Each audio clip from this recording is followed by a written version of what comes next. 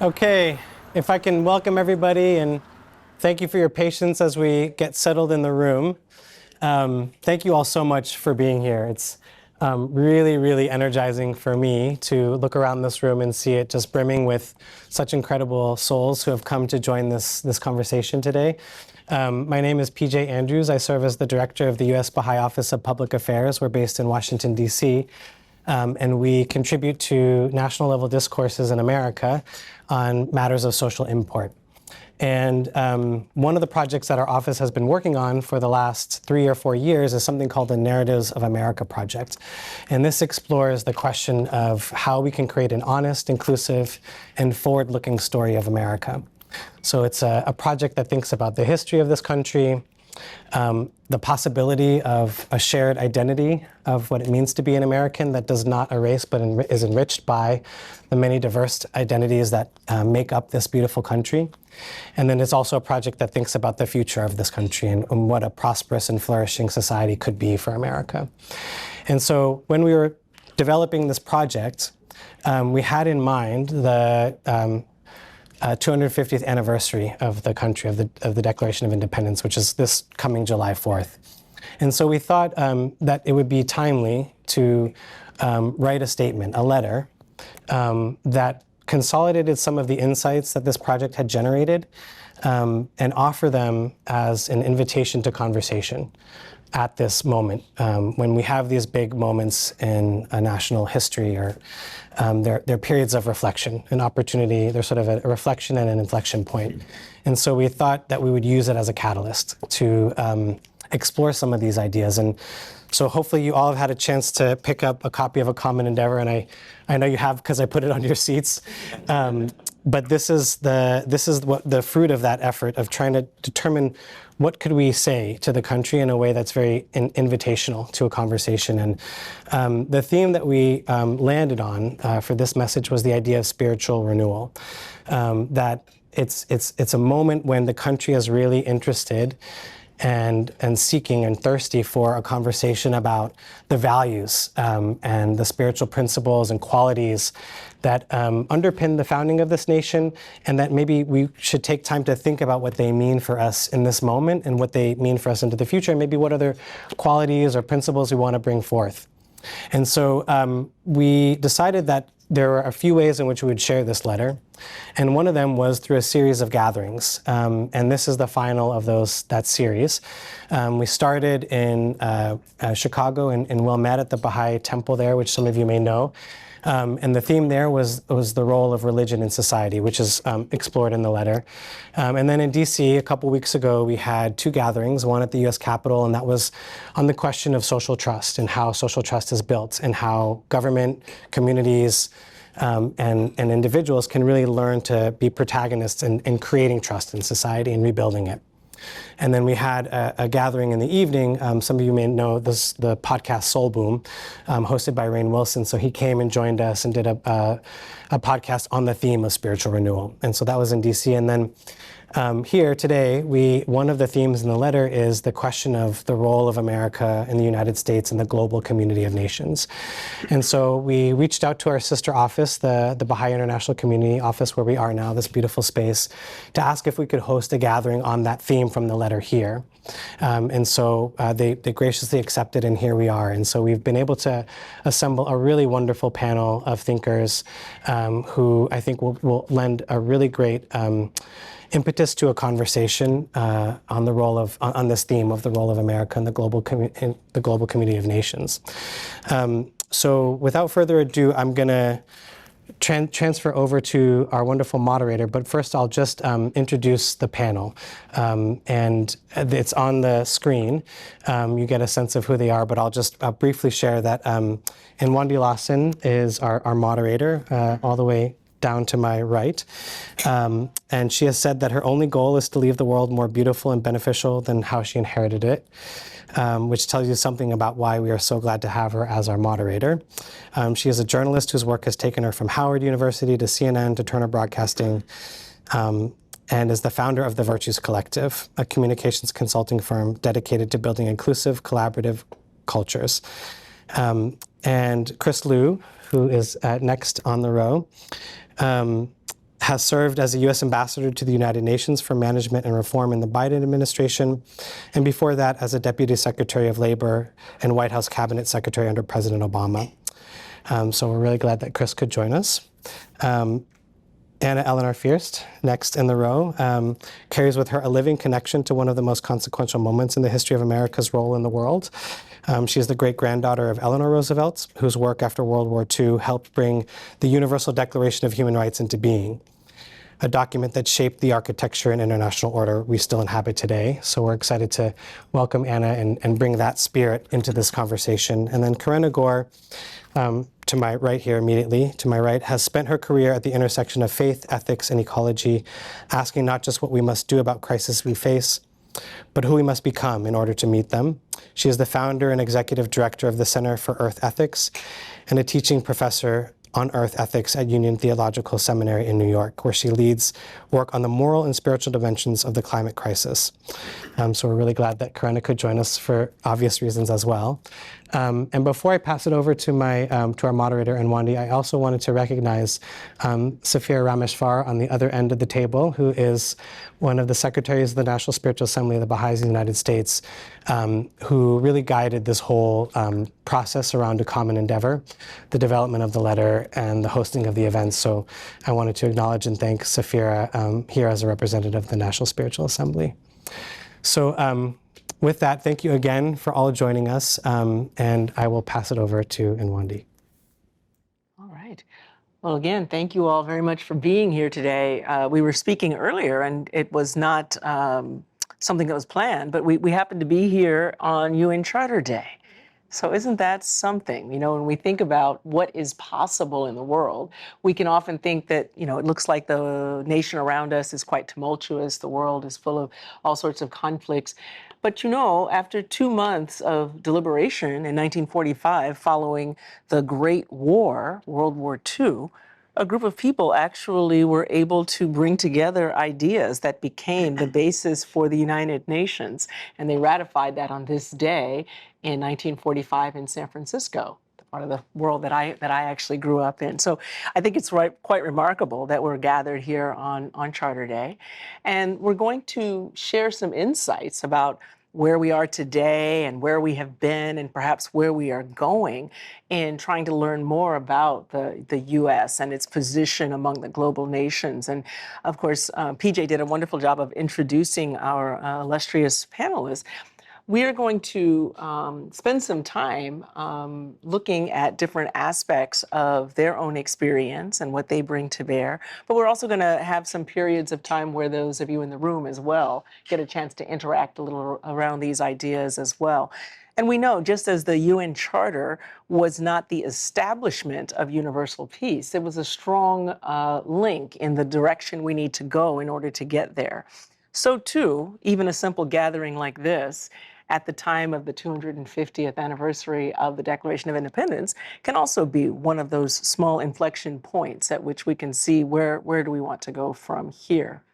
As was mentioned, the Baha'i community of the United States has offered a common endeavor as a tool, an instrument to contribute to this conversation that is going to have to be ongoing about America being able to achieve its promise and being able to unite those principles of human dignity and justice and equality that are enshrined in the Universal Declaration of Human Rights and the UN Charter, and even in our very own Declaration of Independence. And yet we know that we are on a road to achieving all of those things. So we'll take time now to begin our discussion. And we're going to start with looking at where we are today, the present. It's where we happen to live. Now, some of us may wake up some days and say, wow, I wish I had been born, and name some time in the past. Or some of us may say, oh my goodness, I wish I had been born, and name some time in the future. But here we are.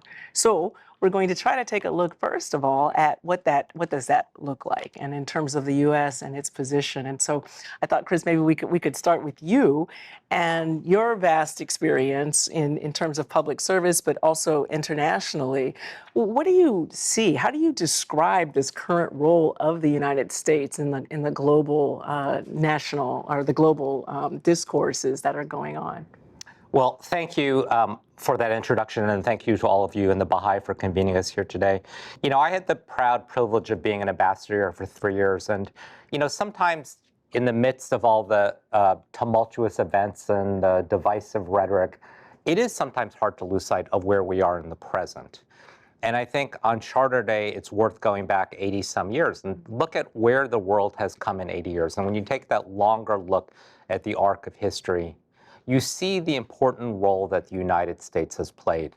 I know American exceptionalism kind of has a bad ring to it these days, but if you look at the way that we have fostered peace and security, we've lifted people out of poverty, we've promoted human rights, and I really, it's an honor to be on this panel with Anna and Karenna, because their ancestors really were the people that actually put some of the critical agenda items, whether it's human rights or it's climate change, on not only the national agenda, the international agenda. And that shows, notwithstanding everything that is going on in the world, what Americans can do and the value that America, why American leadership matters.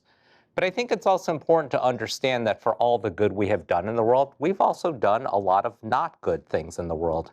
We have started wars that we should not have started. We have supported governments we should not have started. In many ways, the income inequality that we have in this country is mirrored around the world. And so I think we need to be able to hold those two truths together. American leadership, American exceptionalism is real. It needs to be fostered, and yet we don't always get it right. And I think that's an important thing we think about at this 250th anniversary. And, we're in an unfortunate period of time where, any criticism of our forefathers, any criticism of, or any reference to slavery is somehow seen as diminishing what happened 250 years ago. And I think the American people understand more than that. I think they understand that we are a good people, we're a generous people, we're a giving people, but we're a flawed people as well. And it's that constant effort to really to create a more perfect union that's at the heart of, I think, enlightened leaders in this country, and really at the core of what the Baha'i do. These kind of core concepts of freedom and equality that the Baha'i talk about, these are not self-executing. These are for each generation to take on their own and move them forward. And I think it's hard sometimes to separate what America is from what American government is.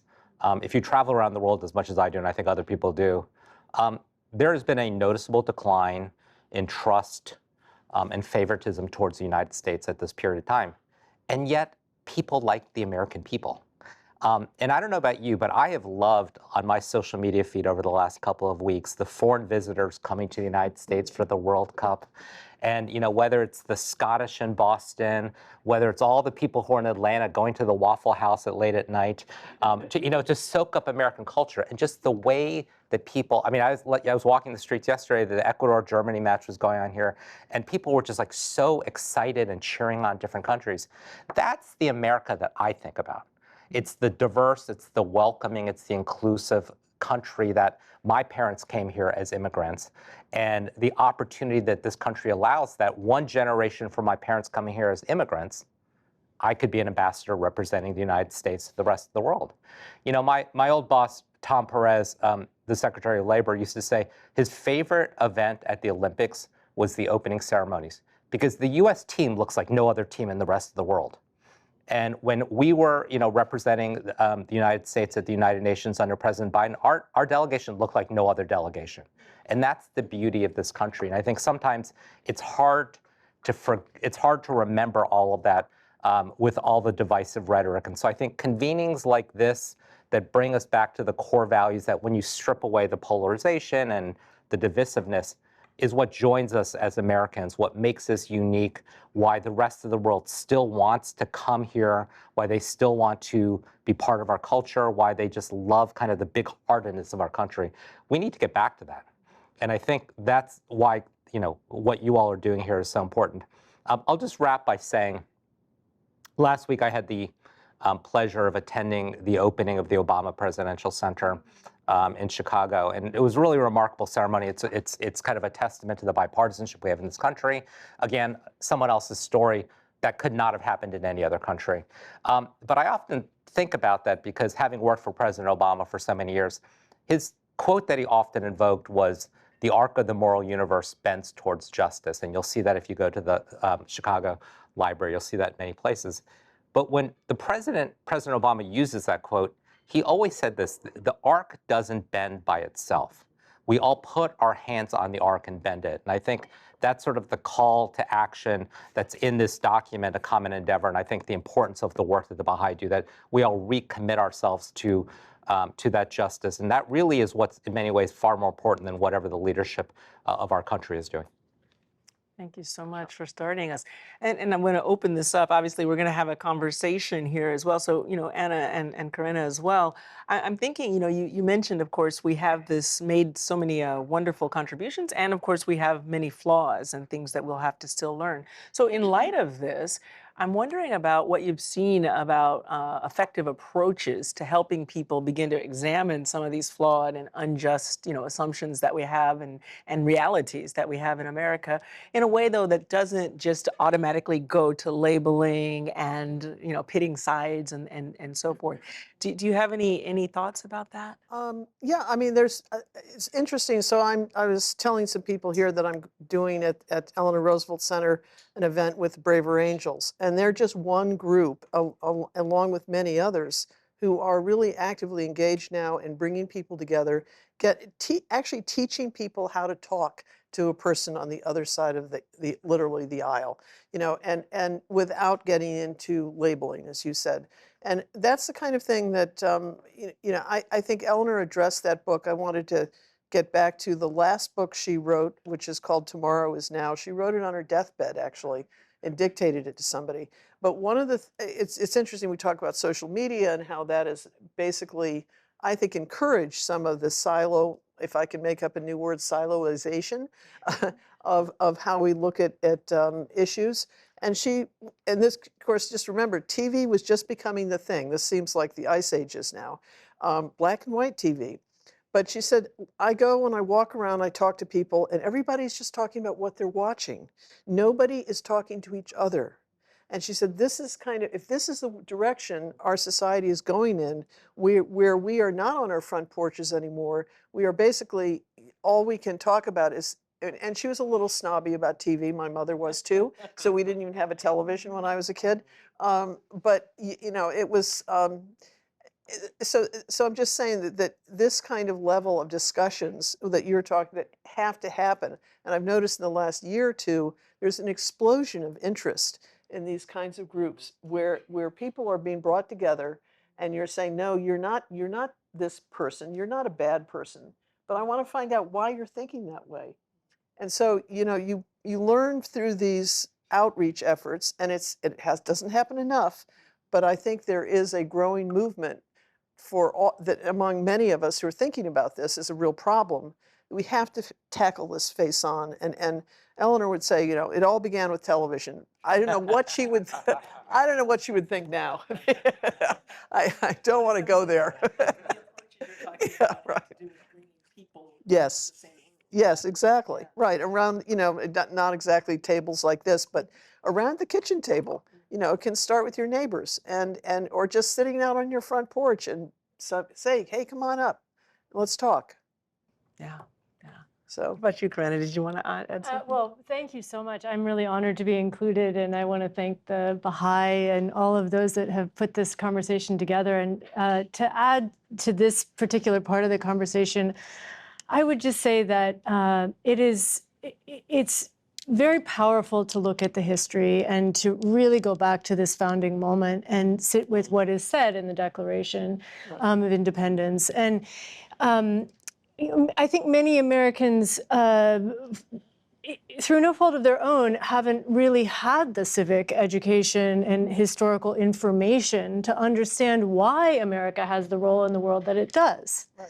And so into that vacuum has rushed these different interpretations that have to do with what ends up being something like might makes right, you know? And we see the results of that. Whereas if you look at what's in the Declaration, all that this document really needed to do at the time, all it was sort of meant to do or necessary for, was to declare independence from England. But in fact, it has this incredible statement in there. All men are created equal, endowed by their creator with certain inalienable rights. And with that set of ideas, that is who we are. And the fact that it has been sort of rife with hypocrisy and flaws and missteps does not take away from what it represents and what it has represented to the world. And so I think it is, it's essential that we revisit that. I'm very moved to be in this room, which does actually reflect so much of the strength of diversity of religious traditions and peoples of the world, and the idea that there's a oneness in that, and that who we are as a country is a statement about committing to that being a peaceful and liberatory and flourishing endeavor is a very powerful thing to be as a nation. And so that, I think, in some ways is the antidote to what we see of the polarity and the confusion, which is obviously sort of feeding on itself. And I hope and trust that this is a turning point in which we can actually, although we don't quite have our act together, let's face it, for this particular anniversary, maybe we could look at it as we're putting it down the prayer now, and we can have a turning point into the next phase that this can mark the beginning of. Yeah, and I also think about just how then, if this is a turning point, how do we make that turn? You know, where do we, how do we begin to repair? And I think that's really a question that all groups need to think about. And if you agree that we need to repair our society in terms of our ability to reach across and discuss in a civic mode, a civil mode, excuse me, then how do we make that change? Because I think that's a big challenge everybody is feeling right now is, wow, this is where we are. And how do we get to a place where we actually, most of us, it's never going to be all of us, but most of us are able to come to some understandings about what is our society. What do we stand for? It's one of those big questions. Yeah. I was thinking, you know, Chris, you said something earlier about, you know, almost invoking like this World Cup spirit that we have today. I saw something on TikTok recently in which someone described the World Cup as a time where we get together with all of our favorite cousins, even if our parents don't like each other. So I think about how the people themselves, I live in Atlanta, and we are certainly Waffle Housing it up and having a great time with our cousins.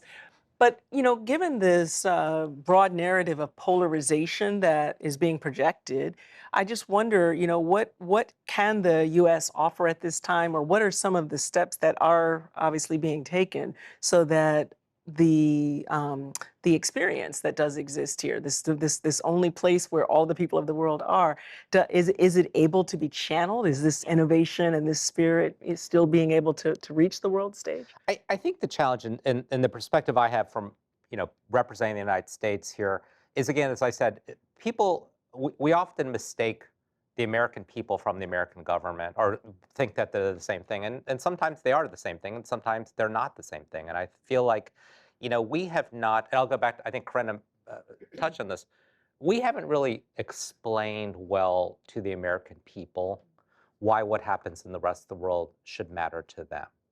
And that's interesting, because post-COVID, you would have thought that a pandemic that happens in one part affects us, that we are part of a community of nations. And, you know, we often talk about enlightened self-interest, and the way to frame things to the American people is, you know, you're not just doing this because it's the right thing to do, but because this helps us in some ways. It provides markets for our products to be sold. When we have peace overseas, it means that refugees don't show up on our shores. But I do think the American people believe that they have this obligation to help others. I genuinely believe that that the American people, most Americans, think, I am my brother's keeper, I am my sister's keeper. And when we say that, it's just not their community of their neighborhoods, it's the community of the world. So I think we just need to figure out more ways to explain to the American people, who admittedly, way too many people in this country are struggling economically. And if you're struggling economically, it's hard to look outward and feel particularly generous.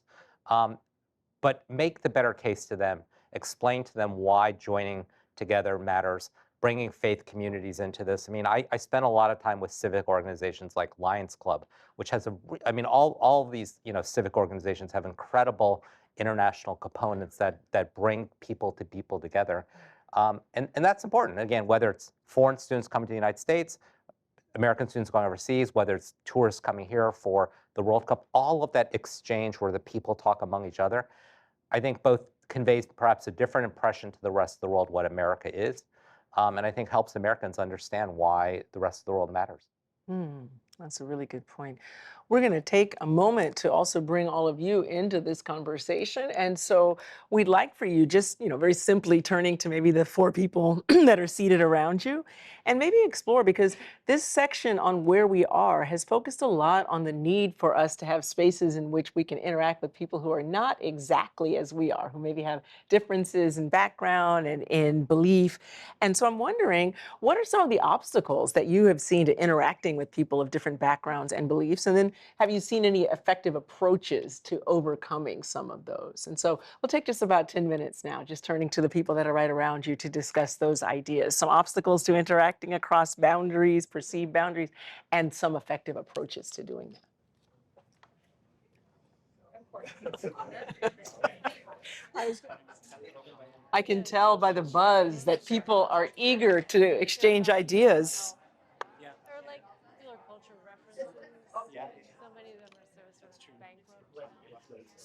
She said her mom didn't. So I guess, in these few minutes, we could even see an example of what was being described earlier. That is, it isn't that you all arrived here as one group of people, or that you've all come from the same places, or that you necessarily all share the same viewpoints. But you can see how simply you came together, and there wasn't any place in this room where there was not a buzz of activity and energy around exploring these ideas. So I'm happy to, and I hope it was enlightening for you as well. We're going to move into our next theme, which is that, of course, we are where we are, and we've explored just obviously, quite superficially, but as best we can today. But we came from somewhere. We weren't just dropped here in this moment. We have our ancestors that we stand on their shoulders, and we also have to sometimes lament about their actions and their thoughts. And we have to figure out, how does that bring us to where we are today? And so I'm going to ask Anna if you will help us to start this part, and really thinking about the significance of the U.S. in the world during the first half of the 20th century, where many of us were not yet living, but we've had a chance to study some of this history, and really looking at how that role, all the way, if you look back to, the League of Nations and Woodrow Wilson, and then of course Eleanor Roosevelt and the Universal Declaration of Human Rights. How has this really shaped, your own journey, your own service, and where you think that we're going now? Well, I think she was always a big role, obviously a big role model in my life. Although, it was one of these situations where she wasn't brought up very often. I was close to my grandmother, which was her oldest daughter, her only daughter. And it was not one of these situations where I was reminded all the time, which was a good thing, of family role models. It was almost organic that these are the kinds of things that, and ways you talked about, and ways of exploring issues. You were talking about the League of Nations, and I went back a little bit, did some research on her relationship and her sort of feelings about Woodrow Wilson. Apparently, she was not particularly friendly with him, and he hated FDR. But she did not like him particularly because of this certain, and it's interesting, I see the beginnings of her feelings about, diversity, although they didn't use that term back then, really. He was a rather stiff and unyielding in terms of his view of where people belonged in society. So, and that came out in a lot of different ways. It's not that he did some very good things, but she also just did not like the way he related to people. And he just was basically, obviously very set in his ways. He was quite socially very conservative. And then they had actually an interesting fight about the League of Women, the League of Nations, I think League of Women Voters. I don't know why that came to mind. The League of Nations, and there was a big issue about the 14 points, and I won't get into the weeds on that. But she actually, interestingly, sided with Theodore Roosevelt, who was still alive at the time. And the point there was the League would have brought us in on a sort of a basis of, if any, is kind of the same basis as NATO, but it was tweaked with NATO, was that if any country, if you were in that league, the U.S. was supposed to be, you went to war if any of those nations were attacked. And what she says was, no, I want Congress in this country to have a say on whether we do this. So I could see the beginnings of her independence, stepping back. Yes, there's a Republican position on this and there's a Democratic position. And she began to really think about how to assess what was right about a particular document, as important as the League of Nations was. So that sort of, you hear these things and you go, well, wait a minute, there is not necessarily a right and a wrong side to a political party's position on something. So and that was always brought home to me. My father came from a Republican family. So, sort of Rockefeller style Republicanism, but you learn to think about issues in a global sense, not just, a party sort of, that's the politically correct way to think about something. But she had a way of looking at people as just taking you or you for exactly what she thought you were.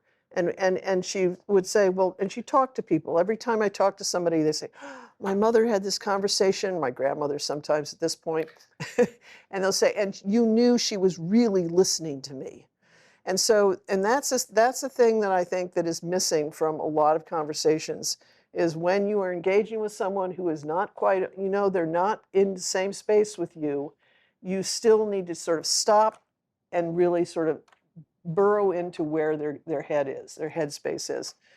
Not that she would have used that word, but anyway, that's, and all of these sort of, her development of her independent thinking on this went into, and the diplomacy that developed from that, diplomatic skills, I should say, went into helping, and the drafting committee of the UDHR, basically dealing with a lot of very different political and cultural sort of motives that were being brought into play, and were resisting various articles that were being shaped. So by the time she got to that phase, and I know Corinna's going to talk about that a little bit, maybe the UDHR, maybe.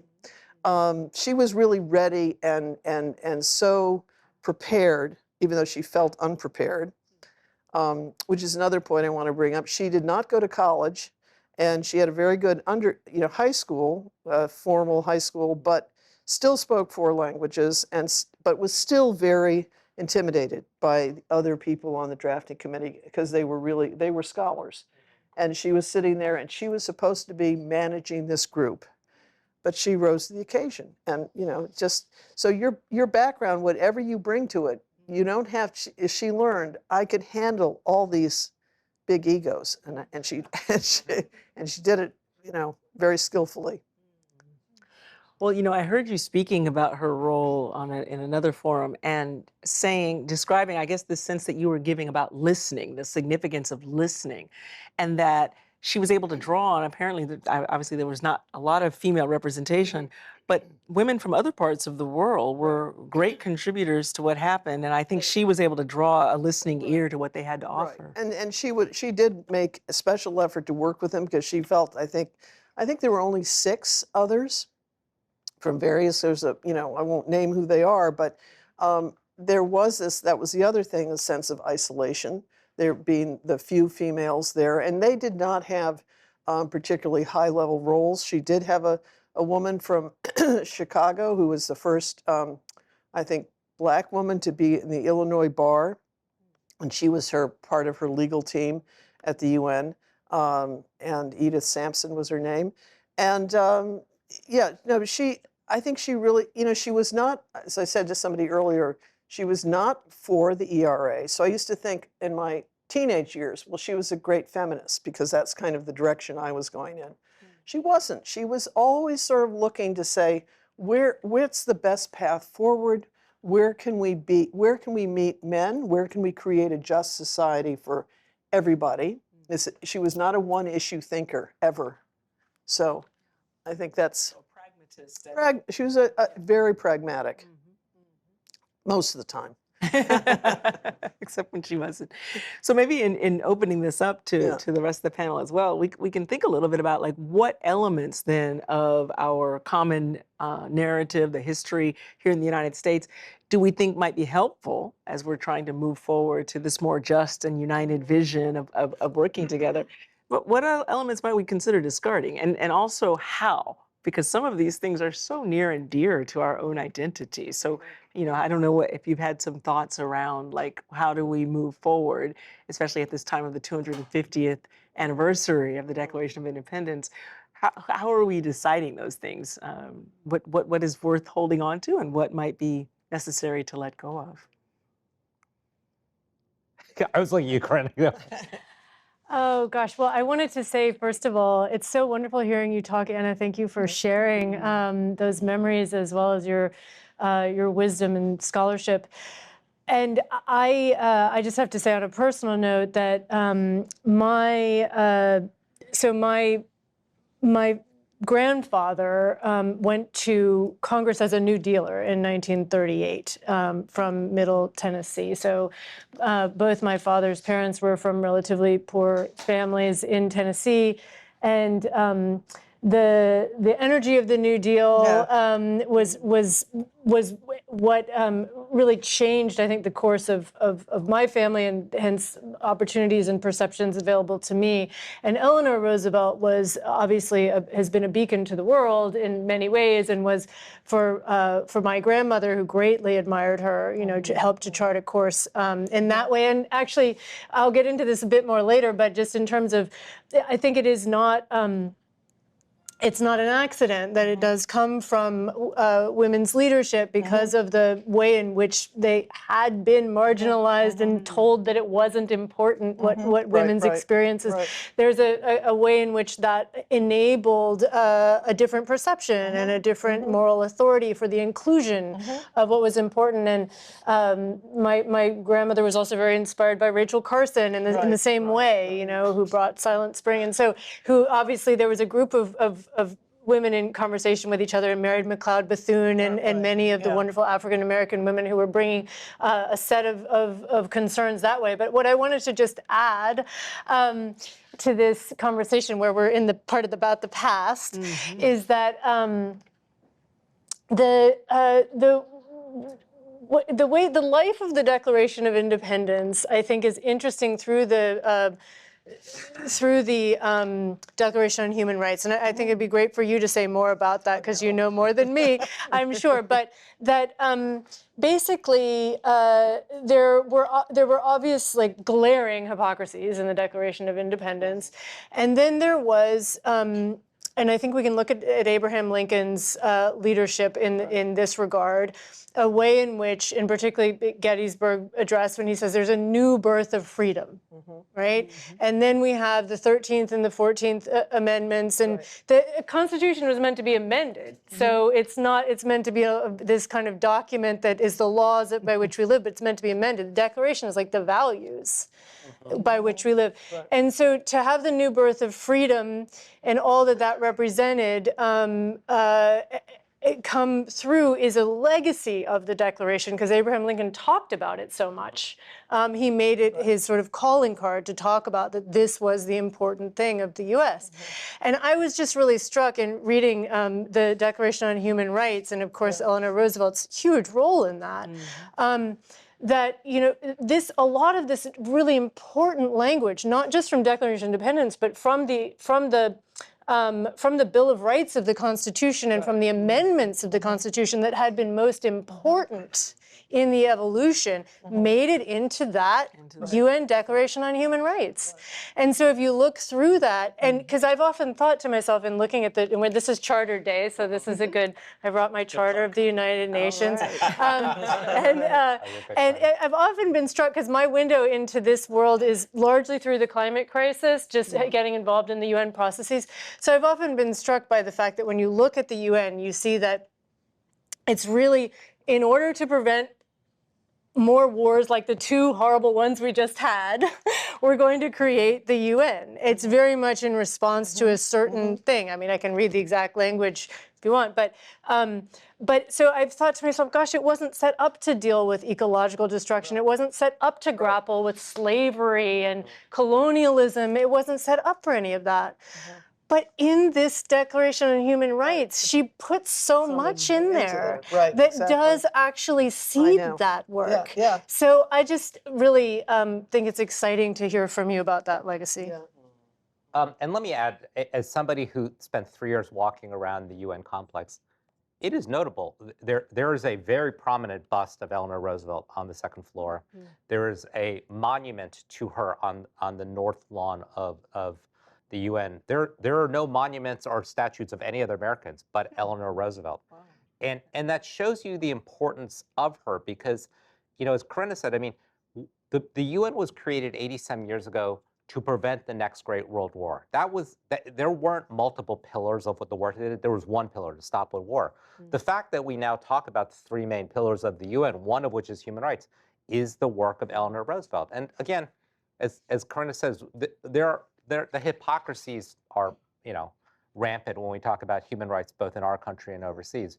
But this concept of inalienable rights, of something other than, yes, we need to feed people, we need to house people, we need to make sure they're safe, but that they have an inherent right, that's a mid-20th century American concept that now has become more or less, depending on where you, accepted around the world.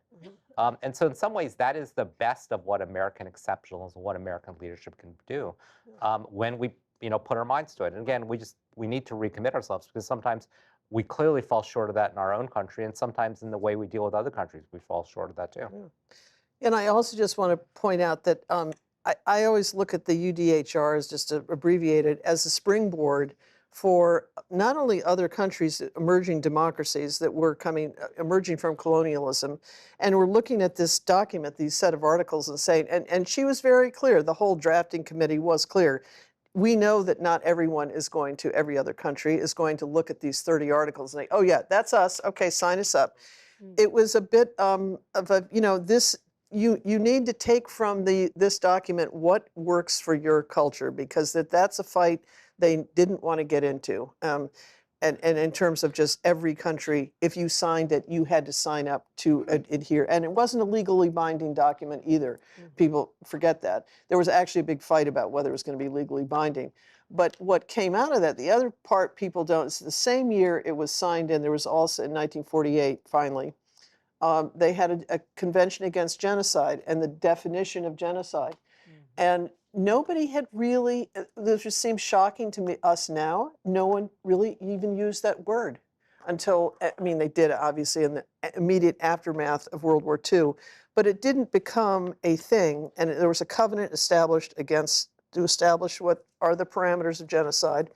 And then as you move along through the decades and after her death, there was does everyone remember CEDAW here? No one talked, it was a big thing in 1979, but that was a discrimination against women. There was also one against racism. These were legally binding covenants.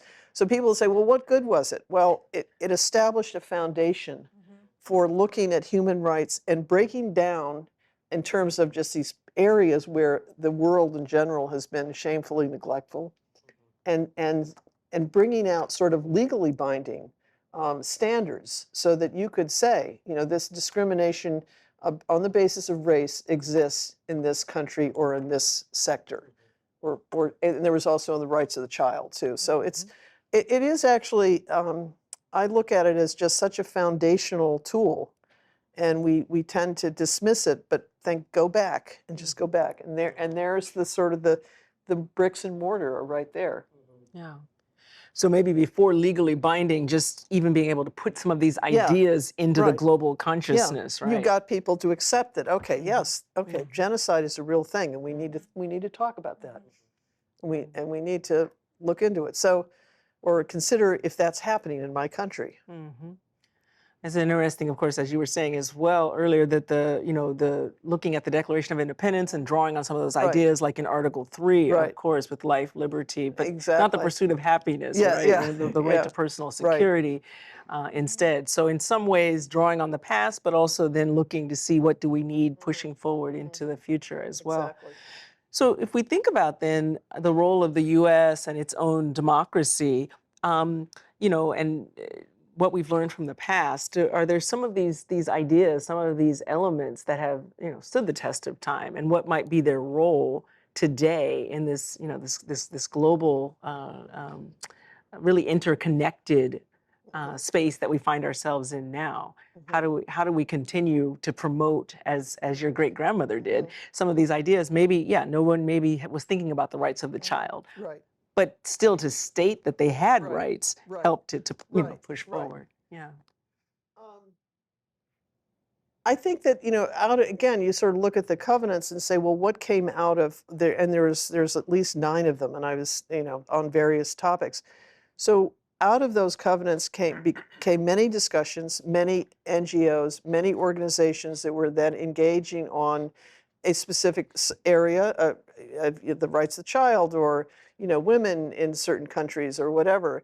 So again, it's a springboard to addressing it on a more intimate levels in that particular country, because that's actually where change happens, is when you can talk to communities and engage them. Because if you're just talking to some country that's 6,000 miles away, they're going, well, you don't know what we need. So it's an international tool that can be used in a global capacity to really change things at the local level. And that that's part of where does justice begin? In small places close to home. So. Well, I feel like your question is about what to hold on to also. And I think that we have to probably focus on the egalitarian notions that really were so strong, and recognize that some of the mistakes that have been made, I mean, we've been referencing them, and we can see currently some of the priorities that lead to more polarity and strife and violence, and a sense of dissonance with our values, that there's just been such a massive kind of gap between its material wealth, its poverty, and material wealth, money based, but it's also about power and access to the basics of life. Life, liberty. I mean, if you don't have clean water to drink, if you don't have clean air, if you don't have food and shelter, these basic human needs. I think Can't pursue happiness. Yeah, I think sometimes we're not as focused on, I mean, egalitarianism in conversation with those principles of what is life-giving. And obviously that gets into an ecological topic, but I think we need to really hold on to what was at stake in making the country's identity so much based in this idea of created equal or born equal, and that has some implications for what we should do today. The one thing I'll add to this is that there, increasingly around the world, there are 2 competing narratives. There's obviously the American Western-based idea that human rights are, inalienable, they're essential. There's the competing theory that, well, what good are human rights if I don't have food for my children, if I don't have clean water, if I don't have a clean environment, that economic rights are more important, or the rights of the state trump the rights of the individual. Right. And so I think, we have set the table by saying human rights are essential, but they're necessary, but they're not essential. I'll simply say it that way, is that we do need to focus on the economic rights, and we do need to focus on, providing development assistance to people, humanitarian assistance, and lifting people up out of poverty. And the UN is indispensable, because those are 2 of the 3 main pillars of this organization. So again, we just have to sort of be able to balance both of those. And since you were mentioning, that there are material needs, and that human beings also, though, have inherent qualities that also have to be. I can't leave this section, Anna, without asking you a little bit about Eleanor Roosevelt's stance on materialism, because I've read her writings. I don't know that I've seen any American write as forcefully against Yeah. materialism as Right. I saw her. And I Yeah. just wondered if you might be able to say, you know, Yeah. what were some of the Well, thinking around? I think it was sort of also the I was starting to say she was actually, you know, it brought up in a sense that that it's a little old fashioned, but that you really used up everything. And I shouldn't go back because everyone says, oh, she had, you know, came from a privileged background, and she did. Somehow or another, though, and I think through her upbringing, she saw, and working with immigrant communities as she was a young woman, she saw that people could actually be happy once they were given the basics, sort of level of security and comfort.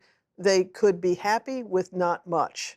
And then of course, post World War II, I think this is when she really gets into this materialism issue, because obviously the country exploded, and this, you know, everybody had to have 2 cars, everybody had to have this and that, and you know, there's who had the best washing machine and all that kind of things. So she really saw this as a huge distraction, and was quite depressed, actually, in a sense, by the 50s, and by the raging sort of fascination with stuff. And I mean, it's best, she wouldn't have called it stuff, but she would have just said, these are just the things that, you know, we don't need to be thinking about. We need to be thinking about where we're going as a country and what is happening to this democracy. And of course, you know, she did not like Eisenhower. He came in 52, and she was out of the UN. So there was, I think, you know, and after that, it was working for the UN associations and trying to promote the development and the appreciation of the UN throughout the country. But you're right, she was, no, she was very much anti-materialistic, and you know, her house in Valkill is very simple. You know, it's not a grand place. It's very elegant, but very simple. And I'm sure when Kennedy came to visit her there, he was a little shocked at how small the house was. Yeah, and people didn't talk about that much. It was not a popular thing. I think she probably came across as being a bit of a scold, because you were supposed to be enjoying all these things, and we went through World War II to have all these things. And now someone's telling us that we shouldn't enjoy whatever, you know, whatever it was, whatever the toy of the day was, right?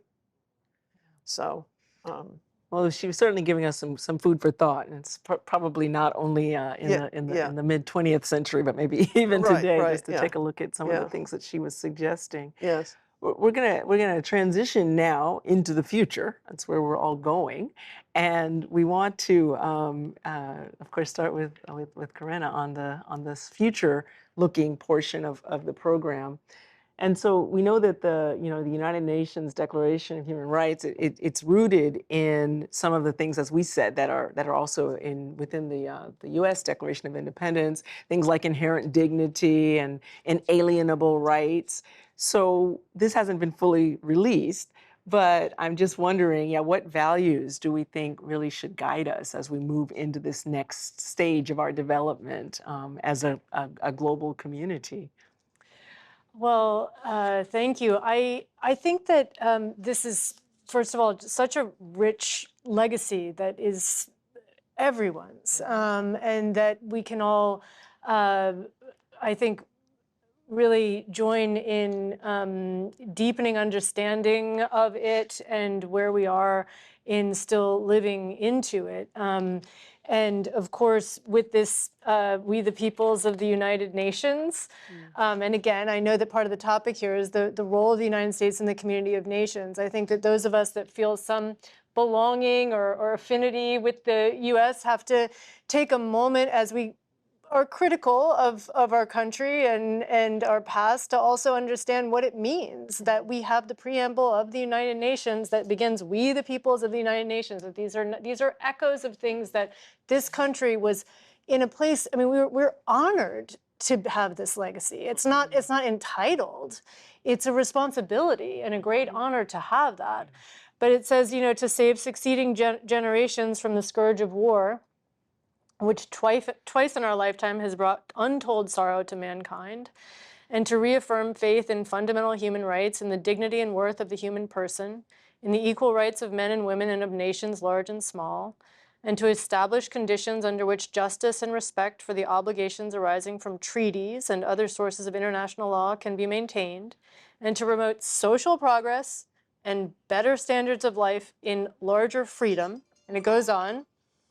I think that one of the things that we need to understand is not only the crisis that we have with the climate and other ecological planetary boundaries, but the opportunity that that represents to really deepen our understanding of what this call is. So at the time of the UN Declaration on Human Rights, the human population was 2.4 billion, and now it's about 8.3 billion. Right.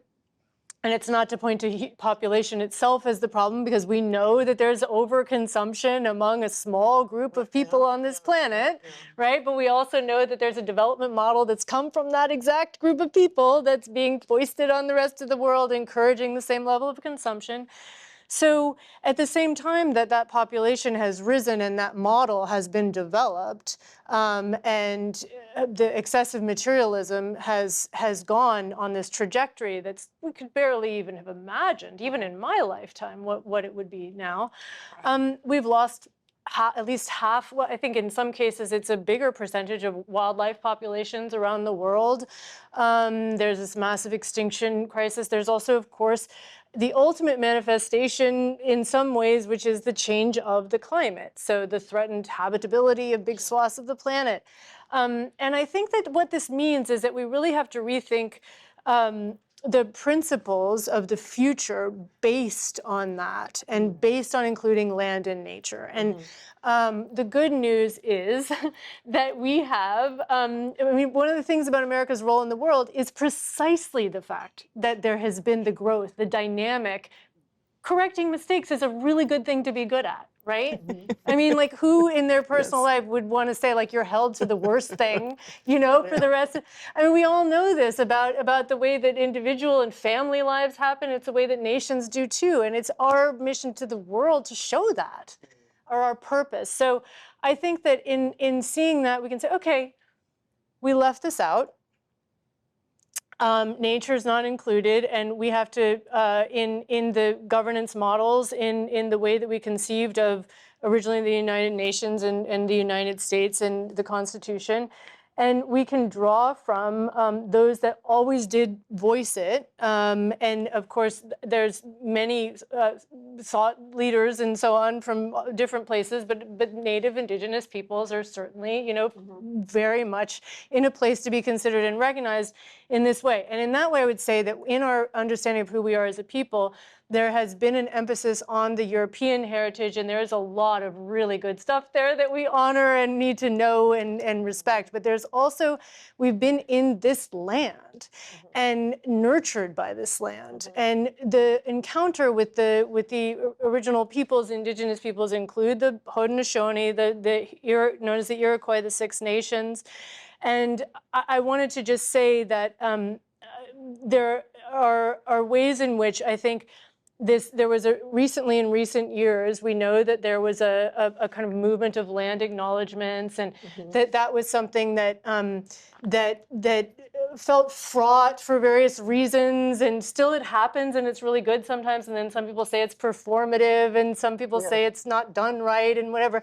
But just to say that I think whatever your experience of that phenomenon has been, that the impulse there is actually multifaceted, and part of it is to actually acknowledge the actual land. So of course we acknowledge the injustice of the peoples, but we're actually in a place with air and other species and soil and water. And so it I think is really important that the values going forward include, and this is already happening, of course, this isn't a new idea, but for example, we've seen the right to a healthy environment at the United Nations. That's one way in which it's gotten in there. But that some of the way in which people are talking about new values that need to come forward in addition to sort of life, liberty, pursuit of happiness, you know, equality, property, or so on, you know, that it be reciprocity, relationality, respect, integrity. And I think about this, and I'll wrap up in a moment here, but that I think about, I mentioned before about the history of my family and going into civic life and public service. And, you know, thank you so much, Chris, for talking about serving the country in the way that you do and representing the country and the incredible energy and you know, fortification as well as inspiration that comes from immigrant families in this country. It's really so key and such a blessing. But I wanted to say that Cordell Hull was the longest-serving Secretary of State in history, and he won the Nobel Peace Prize in 1945 for being father of the United Nations, and he was under FDR, so FDR selected this person from Middle Tennessee. And one of the issues that he was known for, he was an inspiration to my grandfather, and their families knew each other. Rolling logs on the river was how I understood that their grandfathers knew each other. But anyway, he talked about reciprocal free trade. That was a big term and a big part of Cordell Hull's vision. And, right, yeah, and post-World War II vision, right? I mean, the Depression was there, so right. Thank you. Yeah, and yeah. that's a big conversation because, of course, the production and consumption cycles get ramped up. Yeah, it just took off. Maybe confused with peace building in a way because excessive materialism without the values. Right, and a lot of that aid did go to Germany. So that was peace, you know, building up again a structure within Germany, and that was the Marshall Plan, you know. So, yeah. Yeah. Well, just to wrap up my little string of thought here is just to say that I think we need to understand that we can no longer think of obviously the Earth as an inert set of resources and a backdrop, right, to what we're doing with the global economy. It's alive. It's very much, you know, animated with a certain life force. And I love that the Baha'i document, and this is great, you know, the common endeavor highlights spirituality and spiritual renewal, because I think that we can look at that life force within the natural world as spirit. If we recognize that spirit, the spirit of the land, and as that is partly the renewal that we need. So I would say reciprocal free trade, I think we should go to reciprocity with the earth as a guiding force, and that we can look to Native peoples of this land who, all along with the Thanksgiving address, the words before all else that the Haudenosaunee say in respect to all of the beings, and in other such examples, we can again correct our mistakes and go forward based on not only the principles that we already have, which are good ones, but with that reciprocity and respect for nature. I'm enjoying so much that all of this conversation, you've all brought your own personal stories, your own family narratives, but then there's also, you know, this common theme of like learning our way forward. And that was one of the themes also in the Common Endeavor document, this idea that... I have a favorite quote in here. You want to share it? Yeah, go ahead, please. So, I mean, because it just feels like it's also reflects Karina's family too.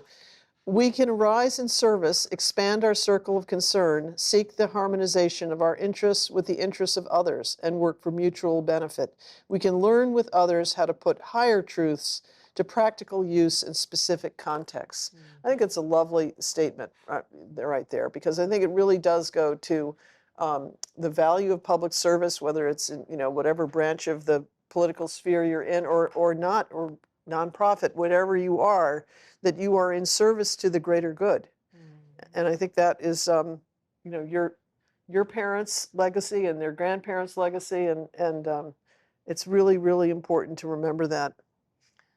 And you also mentioned this idea, that there's also some learning involved in doing that. And also, you know, Corinne, I appreciated your idea that correcting mistakes is not a sign of our inherent incompetence. Right. It's actually a sign that we're capable, we're able to do more. So I just wondered if maybe we could talk a little bit about like how it is that we could learn our way forward. Some examples of the role of education, both formal, but it also has other forms as well. It can take place at the level of communities, porches, like you were discussing earlier. How does this create the conditions for a more mature and consistent contribution by the United States to these global global affairs, and what forms might we be able to take? Well, I actually wanted to ask a just sort of general question of all of us. Like, are there, you're talking about sort of putting the earth in balance, or giving back and respecting our relationship to the planet. So are there other countries where we feel, we're talking about learning from others, so are there other countries out there that I feel like we should be learning from along the lines kind of what you're talking about? Because I sometimes feel like the U.S. is so big and unwieldy, and we're so all over the place. It's kind of a mess right now, but it's been messy in the past. And it's partly because we just, I don't know, the nature of our society. So how do we get back to sort of more of the place where you're describing? Who do we look to? Are there models that you say, oh, I like what's happening in such and such a place, along the lines of reciprocity and giving back and restoring balance to the way we consume, the way we, what world are our grandchildren going to inherit? Because right now that doesn't look so great. I don't know if this answers to how we consume, but I think it is fair to say there is no country like the United States. There's no country that has our history of democracy. It has no country that has the melting pot that is our country. And so sometimes, this is an experiment that we have in this country, and it's kind of messy, our democracy, and we're kind of, it's really not a melting pot. It's kind of like a mixed salad of all kinds of things thrown in together that coexist and make it what it is. And so, it's often easy to romanticize, Scandinavian countries because they're the happiest countries in the world. But, they're not our country. They don't have that diversity. They don't have that sort of the history we have. And so I think sometimes we have to figure this out ourselves. And I think sometimes we have to come to terms with the contradictions in our own history, the contradictions in our own values. And I think the 250th anniversary sort of highlights many of them. I mean, again, this is a country where all men are created equal, except for, really, we were talking about propertied men. That's really all we were talking about at that period of time. And it's this perpetual experiment. And I think sometimes in our country, I think we try too hard. And again, this is not a, certainly, criticism of wokeism or people getting canceled, but I think sometimes we do swing backwards forward a lot. And I think it is one of these hard things right now in this country. I mean, I recently visited Monticello, and it's worth visiting Monticello because I think they actually do balance pretty well. Thomas Jefferson was a remarkable individual whose, ideas are the foundation of much of what we do in this country, and yet he was a slave owner. And I do think the American people are smart enough to hold both of those truths in their head. We don't either have to wipe out one part or the other. We can hold both of that. And so I think that's just a uniquely American thing where we embrace why we are good, why we do good things, and we also recognize the places where we have been flawed. Yeah, so it'll be interesting to kind of explore like if there are best practices, because ultimately it's educative. When you were speaking, I was thinking about someone recently in a discourse on the American racial challenges was pointing out to us that those of us who are 50 years old and older, we may remember that in this room, people would have been smoking cigarettes. We would have had ashtrays here and so forth. And certainly most of us in this room wouldn't have been in this room. But in any case, as we've moved forward, the idea that you actually can change. And so this particular speaker was pointing out that none of us had any assumption that we should bring any cigarettes. Even some of us may still smoke, but we knew that when we came into this room, there's been some educative force. But she was also pointing out that if we go outside, we'll see that there are some youth out there vaping because our educative force has actually been muted. It was very forceful in the 1970s and particularly the 80s. And so many of us grew up without smoking. So I was just thinking, as you were talking about this notion of a reciprocal vision of the earth, it's going to require some educative force. So we'll be drawing on all of the things that have enabled us to come this far, but we'll have to reframe some of our thinking, because I don't think that we swing a lot. We might recycle a plastic bottle or something, but we're not really thinking about reciprocity and unity with the earth. So I don't know what else you might want to offer in that regard. Well, I am, and PJ, do you have anything you want to offer? No, it's Okay. I was thinking, I don't want to talk too much. There's so many wonderful thinkers here, but I think that, I mean, I'm at the Center for Earth Ethics, and we had our 11-year anniversary. My colleague Samira Sadiq is here, and we have an exciting time at our center now because the COP30 presidency of Brazil initiated this process called the Global Ethical Stocktake, and so we've been thinking a lot about these issues. I know your question's about education, so I'm going to get back to that. But just if anybody is curious about that and wants to keep it going, and I know Dan Perel is my number one Baha'i friend from these conversations over the years. We're really interested in that. What does that look like? How does that happen? You know, I do think sometimes the intelligence of our species is on trial right now. Like, we may not be smart enough to figure out how not to collectively destroy our own habitat. It's possible. And if that's the case, it's because some ones are more powerful than other, and you can't say we, and we know all that stuff, you know? But still, if we are intelligent enough to correct course, it's going to be because we draw on that different kind of knowledge, that it's not just this sort of idea that we have a progress away from the earth, divorcing ourselves from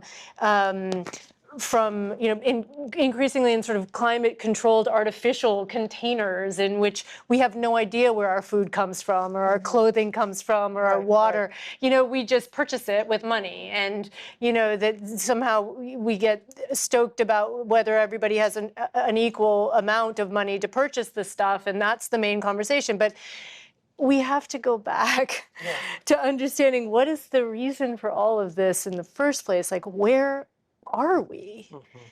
We're on this living planet, and I think education has this opportunity to make sure to take care of the basics. And you know, I don't want to over emulate and quote indigenous traditions, but I do owe a lot to the people that voice from that place. And I'll just say the concept of original instructions. I remember, you know, Mona Palaka, Havasupai Hopi Tewa's grandmother saying, you know your water is one of the most basic original instructions. So if education is going through all of these, you know, levels of school, but people aren't understanding where their water comes from, then that's part of that issue. And I think with earth ethics, we can locally go back to that. And the good thing is there's a lot of exciting work to do. And that it's not, and I think I was thinking about your grandmother and how people might have thought she was a scold or great-grandmother. Yeah. It's actually what seems like luxury or whatever is sometimes deprivation if it's too much. And this, I would say, Pope Francis has had some really wise words on. In Laudato Si, he talks about an endless stream of material goods baffles the heart. I love that phrase. Yeah. And I think it can end up being deprivation. That's why we see this trend of mindfulness, you know, the idea that you can... Saps the soul. Yeah. It really does. Wonderful opportunity for education. Yeah. I just had an interesting thought, though, about, you know, in terms of just educating people about the earth and how we need to think about it. There's very little, and we talked about civic education, and I think civic education could be married, in a sense, in a relational capacity, to studying the earth, because civics it's about people, and we are the ones who are doing this damage. But we don't understand why and how the components of that damage fit together, because most people don't study this. If they study geology in college, that's it, one course. And there's no sort of basic level understanding at the high school. It should be at the high school level, that this is really this is where water comes from. This is why these particular groups in the Middle East are fighting over the Jordan River or whatever. That is another, I think, serious lack in our educational system, is that we don't teach people enough about whether it comes from indigenous wisdom or science that is fundamentally based so that anybody can understand this and pick it up quickly, and then you carry that forward. Because it's like the smoking you were talking about. That took, and I'm, same age group, I'm older than you, I'm sure, but I remember the same thing. And gradually, bit by bit, now smoking is kind of, do the smoking. You know, that the sort of, but it took time. And a lot of sort of drip, drip, drip education. And that's not, I don't see the dripping happening enough, at least at the, I think at high school level. Yeah. What are you gonna Well, say? I just had to say, I know that we all know this, but not only time, but it takes overcoming the obstacle of a huge profit-making industry. And so we are up against that, and it's not insurmountable, but I think that it's something that that has too easily gotten into our systems because we haven't done exactly what you're calling us to do here, which is to talk about what are the values. So thank you. No, I was going to, I mean, a conversation we had earlier about education and more about the importance of people just traveling and meeting other people in the rest of the world. I mean, if you go to Europe, it is unthinkable that you don't have a passport and to visit other countries because it's so small. And if you look at the staggering number of Americans who don't have a passport, have never left this country, people that don't know foreign languages, is really, I mean, it's stunning, it's irresponsible, but I think it's a detriment where I don't think it helps, it places the United States too much in the center of the world instead of one country. You know, I used to always say here, you know, as an ambassador here, we had the world's greatest home field advantage. Like, you know, we're based in New York, notwithstanding the fact that there are 6 official languages, everything is in English. You know, I'm negotiating documents in my native tongue, like arguing over nuances, over word phrases. Somebody else who it's their second or third language has to do that exact same thing. You know, it's that whole thing about, you know, Fred and Ginger dancing. Ginger had to do it, but she had to do it backwards. You know, it gives you this great respect, and I think sometimes it makes us, though, very arrogant about our own country, and it would behoove us to get people out, traveling around the world, learning languages. You know, I was always incredibly impressed when I would talk to my foreign counterparts. They knew far more about my history. You know, they knew more about George Washington, Abraham Lincoln than I could tell you about their entire countries. And so, and that's a flaw. And that's for somebody like myself who considers myself educated and well-traveled. And so, yeah, I think just exposure matters. Yeah. So we think about like all of those different ways that we can interact and whatnot. I wanted to ask Corinna, because the work that you're doing at Union Theological Seminary, you all are bringing together science and also spirituality and religion. So in what ways is that kind of what's unique about that kind of an education when you think about care for the earth and potential reciprocal relationship with the earth? Well, thank you for that. And again, I want to refer back to the Common Endeavor document and the notion of spirit and spirituality, because I think that one of the things that we have to realize about science and the way that science might be received is that, you know, a lot of people have felt that Western science has created some harm and can be a bit. I mean, it's been used in service to systems that are extractive, and in part that comes from a misuse of the idea of being objective. That you have to have, you know, a distance from the object that's being studied, and so. I start by saying that sort of critique of Western science, because I think that if we can see that clearly, we can understand some of why there is now this persistent distrust of it, or that it's easy for people to not pay attention to the science, you know? Because the science at its best is, of course, very careful observation of the natural world. And it in the holistic sense has to include the way in which new technologies are used, right? The new technologies from which, like, science and engineering produce these new technologies, produce this data, but how is that applied? How is that used? How do we put human beings back into the equation? of what we mean by science. And so values, culture, spirituality, these are things that the Center for Earth Ethics works to bring into those conversations. So I think that it's very important to honor traditional ecological knowledge, which has always included those elements of spirituality and culture, and to look at, for example, when we talk about food systems or ecosystem restoration, any of these big bodies of work, that it's not just a matter of having separate commodified, objectified things. It's a matter of the human relationship itself to the earth as part of what we're studying.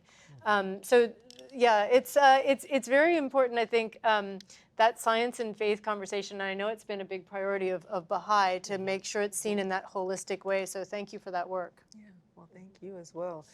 We're coming close to the conclusion of our formal conversation. Obviously, this is a space where we'll continue to explore these ideas, but I wonder if I can just ask our panelists as we conclude this portion, give some thought and maybe share with us your thoughts about the future, in that, many philosophers and certainly the great thinkers of the world have brought to us this idea that hope has to be foundational to any progress. I'm thinking about without hope, people cannot manage to overcome any of the ills around them. So I'm wondering if each of you, just thinking about the themes that we've been describing, the United States and its role in the global universe of nations, what is the role of hope, and maybe what would you like for the future generations to be able to pick up and take from here as we move forward? And I'll start with you, Chris. So I was actually going to take, I was, in looking forward, I was just going to take a quick look and look backwards. Yeah. I am actually old enough to remember the bicentennial in 1976 and remember it pretty well. And it is absolutely the case, from what I can remember, that I don't know that we were more unified as a country, but it wasn't as divisive a time as we are in right now. And I think it's easy to kind of go back and sort of romanticize what that was without recognizing that society is clearly more equal than it was 50 years ago. Our air is cleaner, our water is cleaner, people are healthier. The world on balance is a safer place than it was 50 years ago. People have been lifted out of poverty. We still have our problems, and technology has highlighted the differences in ways that I don't think we've quite understood. But, the march of progress does go forward. And I think sometimes when we're kind of stuck in this moment, it's easy to kind of go heads down and get discouraged and recognize that the world is improving. Our country is improving. And it improves because the American people, I think, are fundamentally good people who care about their neighbors here at home and neighbors overseas. And I think sometimes we lose sight of all that. And I think we've talked, there's this whole obviously debate right now about Western values and European values. I actually think there's a fundamental American value. And I think hope is part of that American value. Yeah, I especially agree with that last statement, because sometimes I'll travel to Europe or something, and there's just this sort of general sense of, of just kind of being, that just life is just hard, and it is hard here too. So I'm not romanticizing how things are in this country, but someone was talking at our little break about Obama's term, the arc that you need to put it, the arc of justice, but that you need to put your hand on that arc to make it happen. And I think that's when we talk about the classic Martin Luther King Jr. quote. The only thing the reason Obama, I think, tweaked it in such an effective way is that incorporates, basically puts all of us in the position of having to do something to make that happen. If it's just a nice quote that people just throw into speeches, it's an abstraction.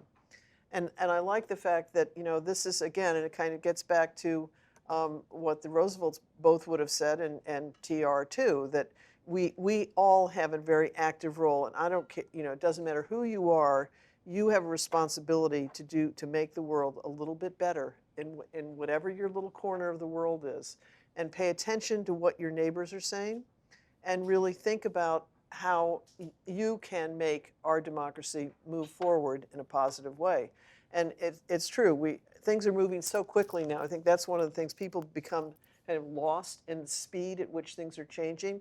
So they go, I can't keep up with it all. And there's a sense of almost just wanting to give up.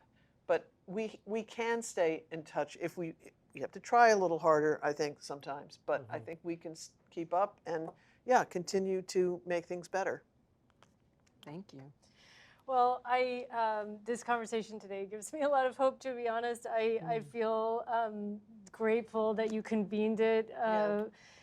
It's felt like this is exactly what should happen, and it wasn't clear that it was going to this year because of things are just tough going out there, I think, for a lot of reasons, for people to come together. I think we live in a time of frayed social bonds, and there are different reasons for that. So to be together in person in one room is really so nice.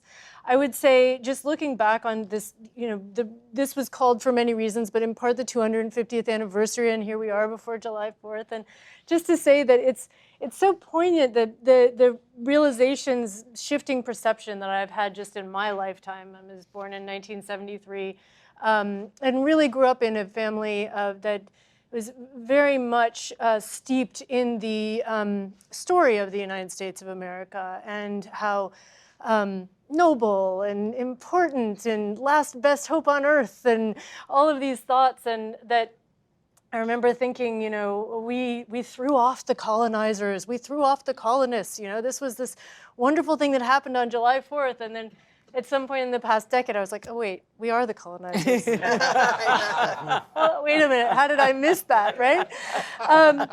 And so just to the kind of like to look at the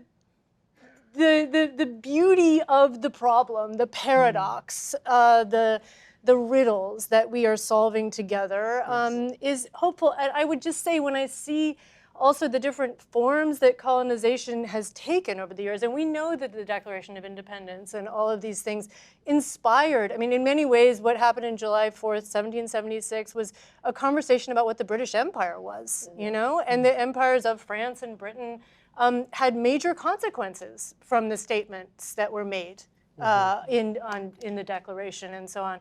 So when I think about how people nowadays, and I like your optimism, Chris, I appreciate what you said, I am that things are better, but sometimes I worry, like the data centers and the, all of these things that are descending that feel like things are about to get worse. And so just to wrap it up, I will say what gives me hope is also that people are rising up. It feels like something is more alive now in the past few months, in which you can see people coming into town hall saying, we don't want this, And it's not the most powerful people top down. It's rising from the bottom up, and people coming into town hall meetings. And it gives me great hope that we can start to care that way. Yeah, I agree. Well, I want to thank all of you for bringing this panel and enabling us to benefit from your personal stories, your professional experience, all that you have brought to bear here. This gives all of us a lot of hope as we leave. And one of the nice pieces is information, knowledge, experience is portable. So not all of the world was here today, but you were. So you are free to take this with you. We've talked about the level of the front porch as being one place where ideas and information are exchanged among diverse people, all the way up through all of the professional settings in which you all have access to as well, educational settings, healthcare. I know the room is well represented. So I would encourage that we would take this with us and that we know that we can freely use it in our lives as we continue moving forward. And I want to, as you all have as well, thank the Bahai International Community for hosting us here today. Maybe we can give them a bit of appreciation.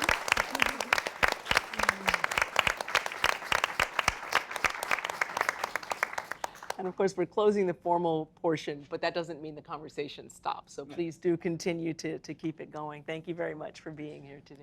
Thank you. Thank you all. Yes, thank you, everyone. And we have tea and coffee, dessert for everyone here. And I just want to, before we close, give one more round of applause to our wonderful panelists who took time out of their schedule to be here.